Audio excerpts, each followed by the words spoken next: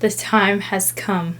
We're working with clay, baby! All of my tools have arrived. I have this sponge. Ignore this pencil. We don't need that. All these things are here. I have these little alphabet stamp thingies that I want to use. And I got this cake spinner thing that I'm going to use to put the clay on. We're all ready to get going. Let's do it.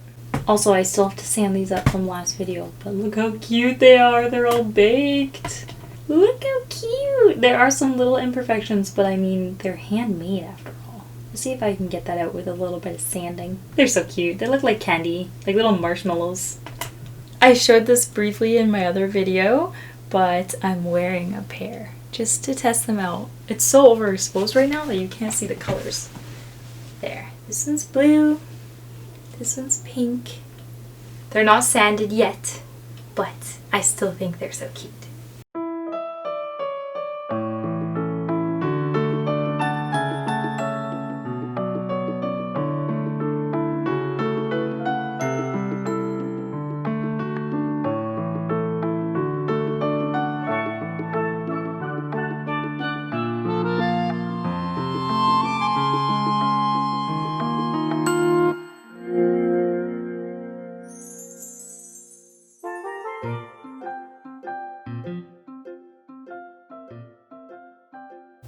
Okay, here is the setup.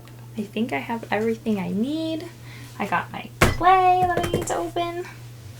I'm going to be wearing gloves because I did my nails and I don't really want to get clay under them. They're actually not done yet. I need to add details so they look a little weird, but yeah, I'm going to be wearing these.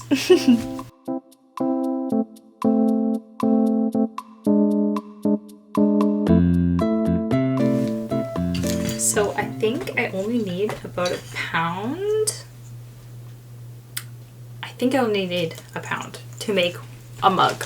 That's what we're making, by the way. We're making a mug. I think I'm gonna do a pinch pot method.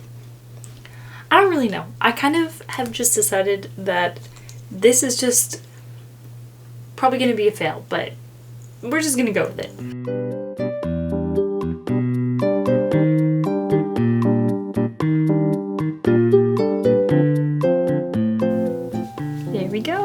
We have our clay ball. Eat. Let's make a mug, shall we? It's just occurred to me how difficult it's gonna be to film this while my hands are dirty. How do people do this? How do you do this?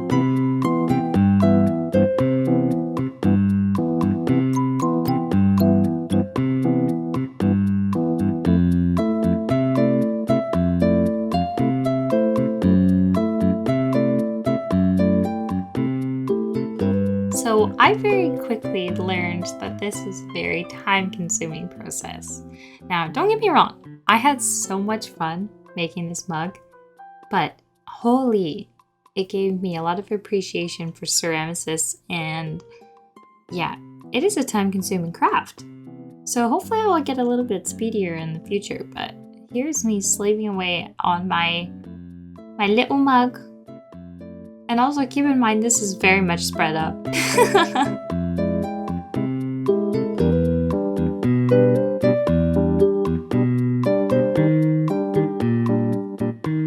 Daphne just said something in Bridgerton that applies perfectly to my mug. Just because something is not perfect does not make it any less worthy of love. My mug is perfectly imperfect. Daphne said so. Ta-da! Now, what I would like to do is use either this cutter. I think I'm going to use this one. I think I'm going to use the big one, or the one I used for my earrings, to make a little flower cutout to put on the mug. And then I'm going to also attach this handle.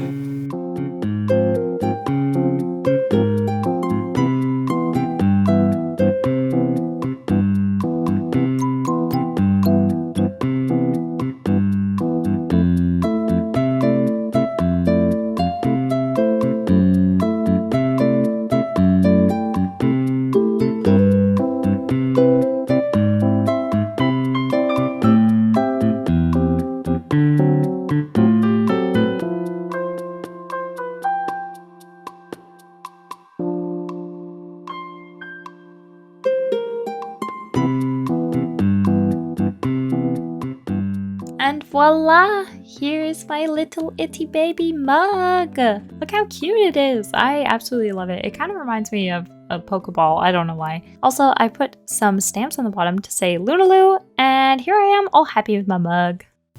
Hello, I'm back. It has been a couple days. I went away over the weekend and I came back to check on my mug, and unfortunately, let me just show you. Unfortunately, my dear sweet mug did not survive the weekend.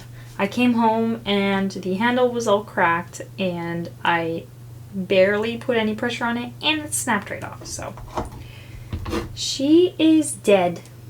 Very sad. So unfortunately, the mug is broken, but you know what? It's okay because I'm going to reclaim all the clay.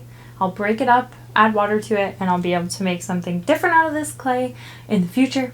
And I have learned a lot from the first experience of making this mug. I don't know if you could tell from the previous footage, but I was having an absolute blast. It's a little sad to have spent hours on this and now it's garbage, but it's okay. I learned a lot and I am already excited to try some new techniques for my second attempt. But I think I'm going to end this video here and I am going to go start filming the next video and I'm going to make a mug again. I'll see you next time. Bye!